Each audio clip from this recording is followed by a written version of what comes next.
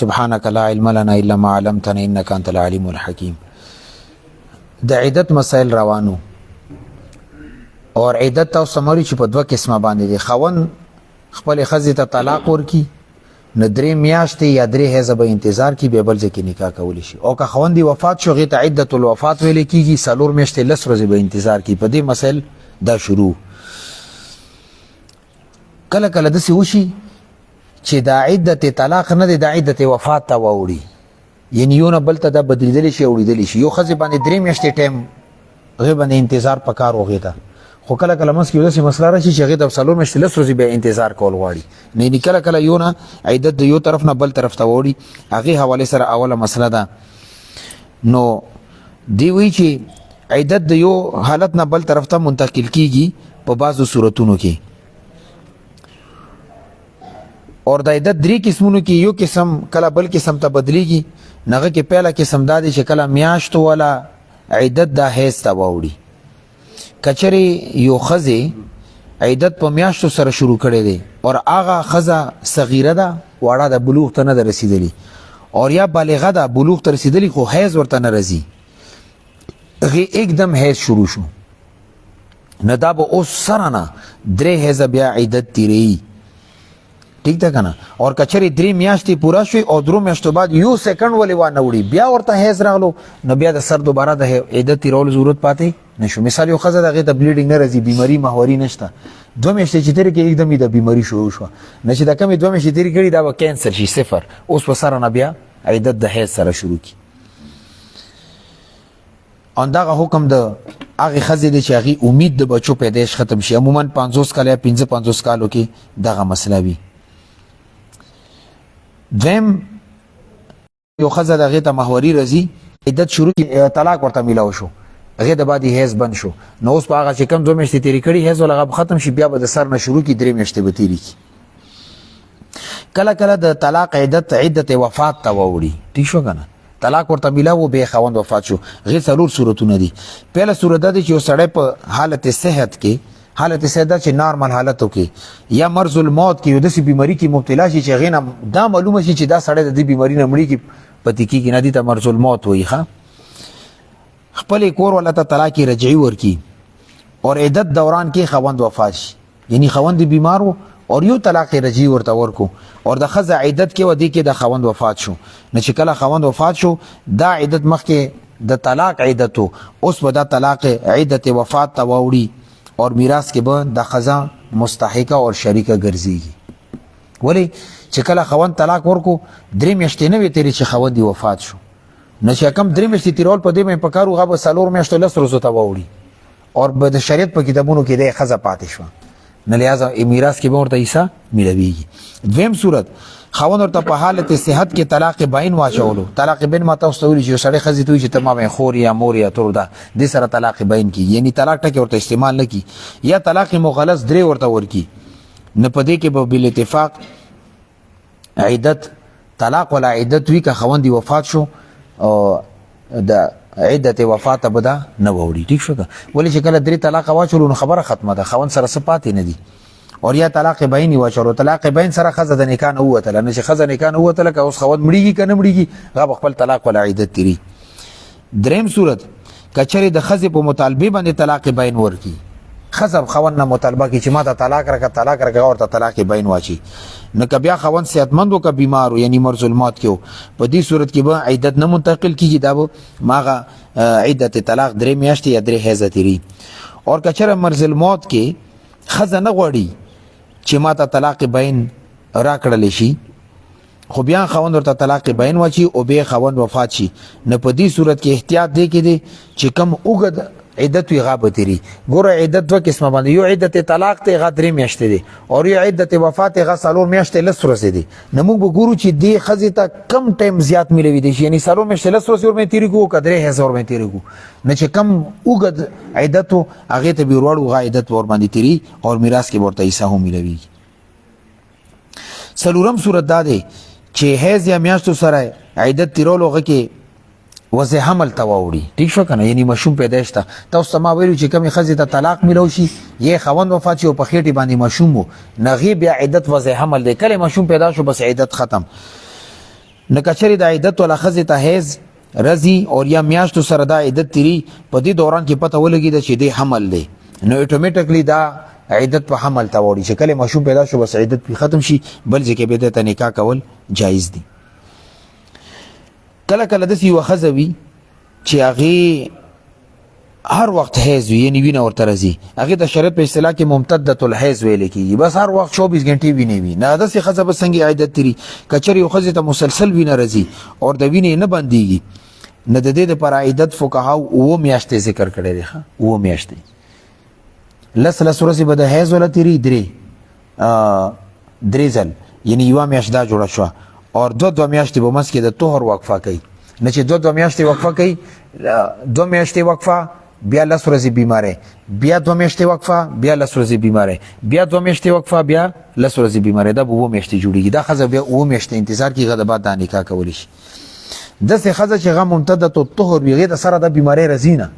بس همیشه پاکوي هغه د پر شریعت وای چې کچره د یو خزه وی چې هغه عیدت په حیض سره شروع شي او به غد بعد حیض بند شي او د وینې راتل بیخي بند شي نه د احنافو اصل مذهب خدا دی چې د څه خزه به تر هغه وخت پورې انتظار کوي چې کله د دې د حیض بالکل ختمېدو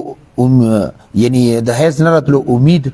ختم شي یعنی 50 کاله یا 55 کالو ته ورسیږي نو دا عدت ډیر زیات اوږد دی او د کې ډیر زیات مشقت دی نه علامه شامی رحمت الله علیه لیکلی چې د څه خزه ته چاول ورته حیض راتلو به حیض بند شو ټیک ټاک وا هغه د پر 50-55 سال به موږ څنګه انتظار کو چې 500 یا 55 کال ته ورسیږي لہذا دې کې د امام مالک سے په قول باندې فتوا ده چې یو کال ورته به انتظار کو یو کال به د عدت تیر کی یو کال د بعد بیا بل ځکه نکاح کول شي اوس کله د خزه ته طلاق ملو شي یا الله دې نه کې خوندې وفات شي ندی بیا د عدت دوران کې یعنی د 3 میاشتې یا 4 میاشتې لسو دې کې څه شرعي احکام دې ته متوجي دي څه دي خوند ته متوجي دي او څه دي خزه ته متوجي دي خوند ته کم احکام متوجي دي خوند ته یو حکم دا متوجي دي چې کچره طلاق رجعي یا طلاق بین په دې ادوارو عدت کې دا سړی غواړي چې زدي خزه مور سره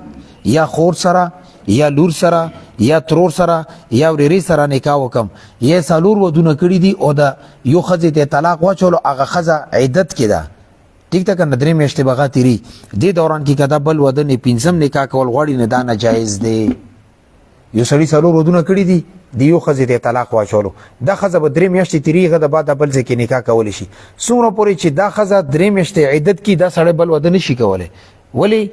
من وجهین ده اوس هم خزه ده او کدی ته موږ د نکاح اجازه ورکو نو 15 ودونه شو او شریعت کې چاته د 15 ودونو کولو اجازه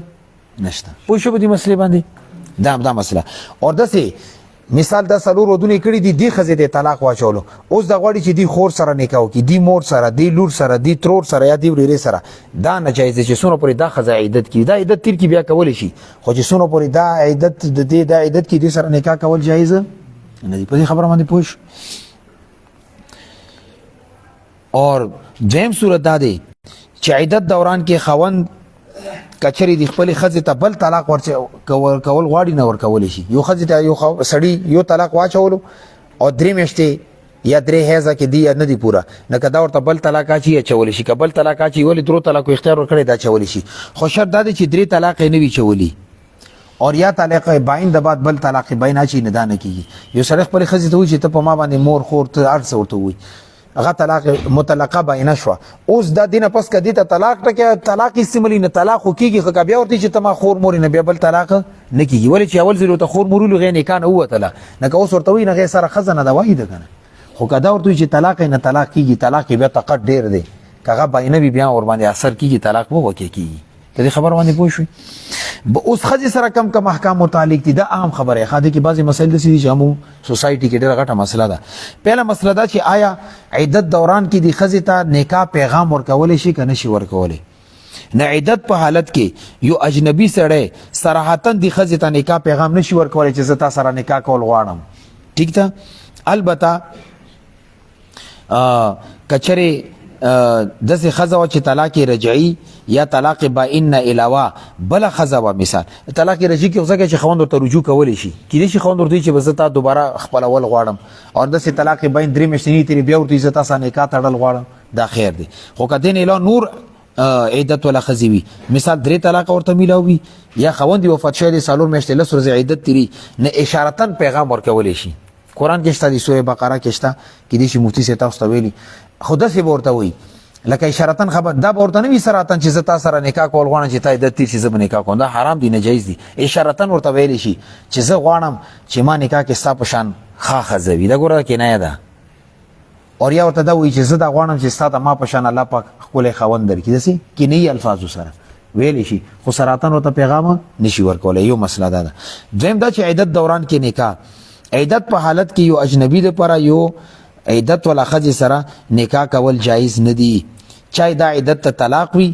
اور یا عدت ته فسخ وي یعنی نکاح قضی فسخ کړی دی یا عدت وفات وي خوندي وفات شوی دی بیا برابر خبره چې طلاق رجعي وي که طلاق بین وي که طلاق مغلظ وي درې طلاق وي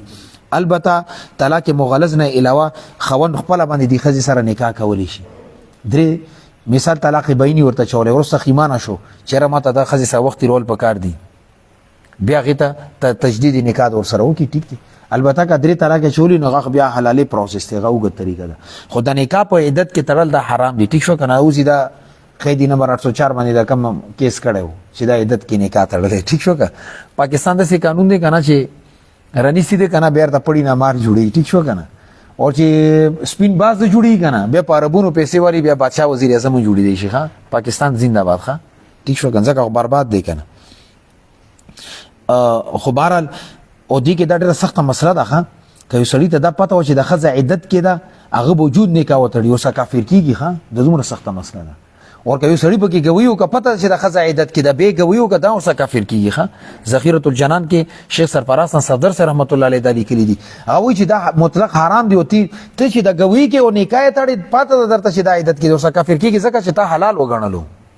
په دې خبره باندې پوه شو هلته ورمې حدیث کې ډېر سخت وعید راغلی دی نه چې کومه ښځه عدت کې وي هغې ته بل ځای کې نکاح تړل دا حرام دي زموږ دې سوسایټي کې داسې ډېر کیسونه راغلي ښه دا نکاح باطل دی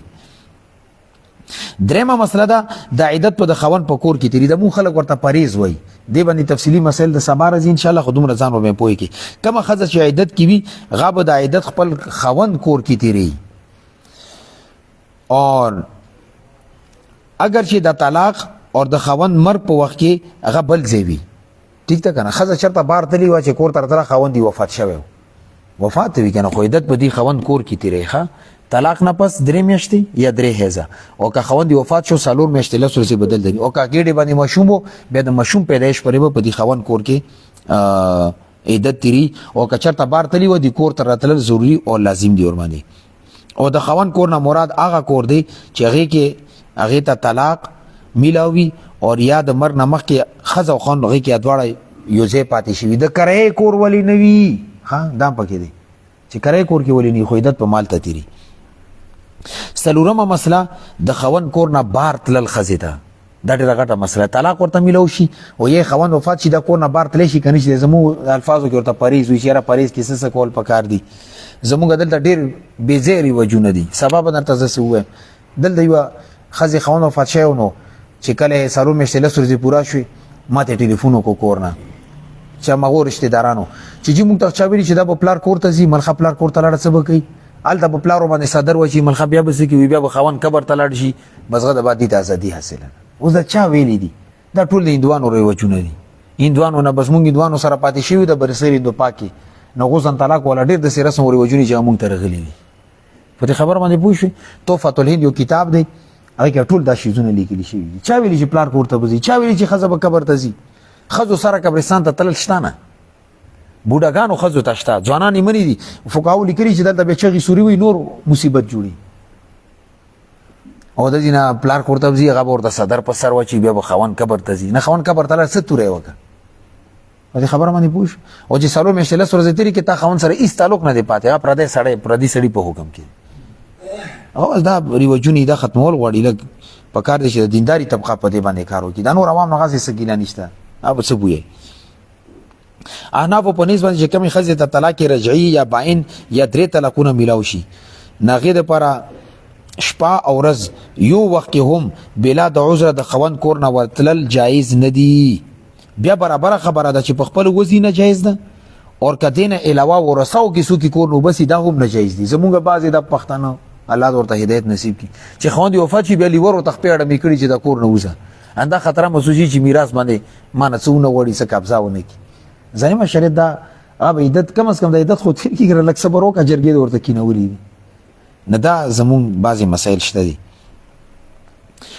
او چې کومه کونډه خزوي عدت دوران کې ډیر زیات ضرورت شي نو ورځ په وخت کې بار تلی شي اور یا ګټي ورې څوک نشته ٹھیک تا کنه مثال سکول کې ټیچر د خوند وفات شو مخ کې خوندن تنخواه اوس خوند نشته صرف د خپل یو تنخواه د 20-25 هزار په غي وخت لري نبی فقاهو لیکلي چې خیر دی گنجائش ته آینده د پر سوال کولو نه د زی خپل هغه مزدوري دفتر کار د کوي خوش پاب په هیڅ صورت کې بار نه کې شپې ته وکورته ځان رسې پر صورت کې البته کده سي خزي چې غدي کور کې عیدت طریقې عزت ته خطر ده یې مال ته خطر ده الفاظ ته ګوري یا کور د سي زور دي چې د غورځیدو خطر ده یا کرای کور دي کرایا نشتا اور یا خوند ورته طلاق باین چولې دي یا درې طلاق چولې اور خزي ته دا خطر ده چې دا خوند ورته دوباره لاس وانه چي نه په دې صورت کې کم نږدې زید الته منتقل کیدی شي ورور کور دی پلار کور دی غي ته خیر دی تلی شي بیا بکی عدت ته غزي تیر ګوره د لیور نه کله خزي ته خطر شو دا بیا پلار کور کې عدت تیروي شي ښه ټیک شو کنه بعضی لیور لیووي ټیک شو کنه لیور لیووي او پیغمبر علیه السلام ویلي چې بعضی لیور موت ہے دی ورته موت ہے حدیث دا الفاظ دي ها ټیک شو خطرناک اور دې کې دې خبره باندې هم ځان پوي کې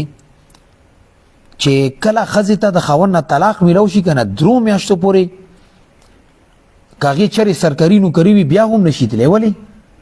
چې درو میاشتو پورې خاوند په ذمہ دي چې ته به خرچه ورکی پرون تیر شوی وکنه خو که خاوند دی وفات شنو اوس خاوند وفات دي به خرچه څوک ورکی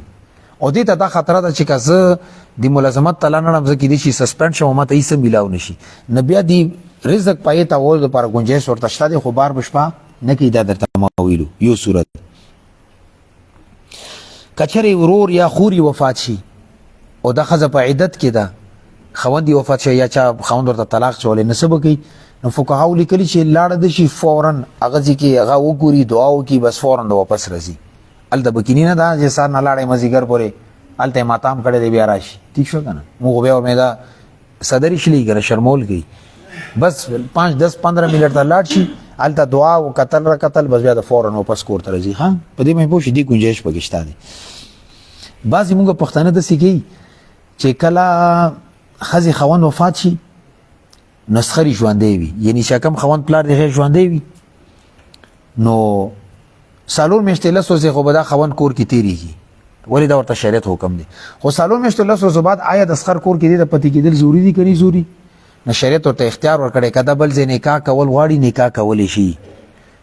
کدا د اسخر کور کې پتی کېدل غواړي پتی کېدی شي او کپلار کور ته زینو سخري نشي په بند کولای چې ته بخامه خمادي کور کې پتی کېږي په دې خبره مې پوښتنه دا زموږ ډیره سوسایټي غټه مسله ده اپ خپل باندې سخر سره پتی کېږي بچی دي شریعت ورته اختیار کړي پاتې دي شي خو بعض ځینې کې په دې باندې جرګي وي چې سخر وي چې نه د عبدل نه پتی کېږي پلار کور ته وځي یا دا په جرګه په دې وي چې دا ما سره پتی کېږي غوي چې نه زبکی ژوندۍ پلار کور کې تیرو سر سپینو پوه شئ دا شریعت اسدي دا خو چې څو وخت پرې تا کور کې ناسو د زوی وجه نه ناسو چې زوی خزه ده چې زوی د وفات شو دی عدت تر کو اوس د زوی خزانه ده کنه اوس تاسو سره سیمه ده په خبر باندې پوه شئ دې مسلې باندې ځان پوه کی کله کله د سوشي چې خوان خزي ته درې طلاق واچي ٹھیک تا کنه او تاسو سم ویلي چې کله خوان خزي ته درې طلاق واچي نه دې سره ملاب حرام دی دا اوس حلاله کې حلاله دي ته وي چې درې مشته یا درې هزار تیر کی بل ځکه نکاح وشي هغه خوان ورته طلاق واچي په خپل مرزي یا وفات شي بیا به درې مشته دي کې بیا اول خوان ترتلی شي دې ته حلاله وي پروسس دا وګت پروسس دی اوس چې کله دې سړی خپل خزي ته درې طلاق واچولو دې خزي بل ځکه نکاح وکړو او هغه ورته بیا طلاق واچولو دا عیدت کم دې تری د درې مشته ٹھیک تا نو با علماء د لیکلي دي چې د دویم خوان سره نکاح شوی دی غور ته طلاق واچولو اندر دی کور کې به د درې میاشتې تیری خو هغه سره زینو یا غریب او خور پړه کو نسب کوي دی اول خوان کور ته بیرولېږي خو هغه کې یو شرط دی چې دی اول خوان نه خطر ده نه وي چې درو میاشتو کې دنه د ندی بیا دی خپل کور ولا تلاس ونه شي ولی کور سره کور ولا کولو حرام دی زنا کې رزي نکاح ورسره نه دی شوی کنه عیدت نه دی تیر عیدت کې نکاح کیږي نه نکاح باطل دی اور دویم شرط دا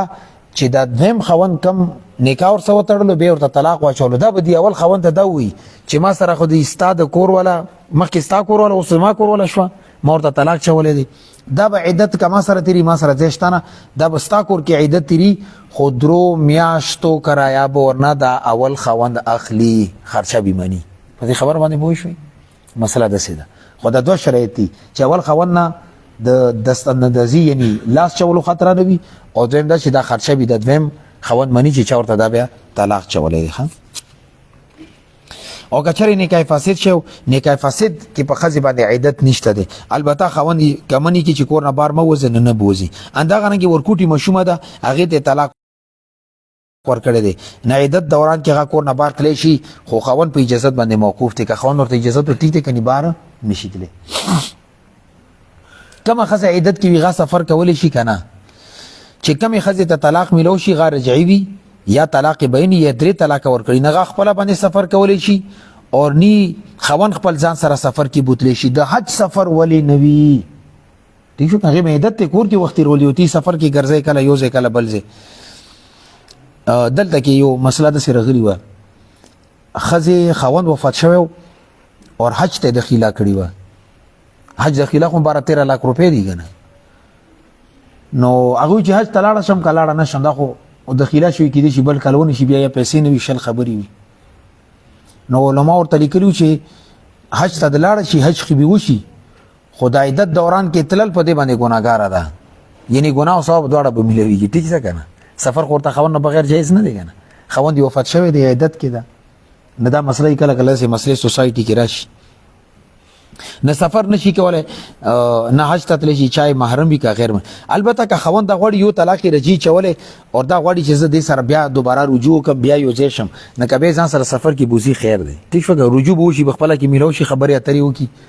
او یا ورته وي چې ما تا طلاق چوله په غي باندې زه خفایم بس زما خزه او زستا خوند خلی رجوع کی یا بالفعل رجوع کی صحبت ور سره وکي دا غا رجوع شریعت حق ور کړی دی بیا خیر دی گنجائش تا دی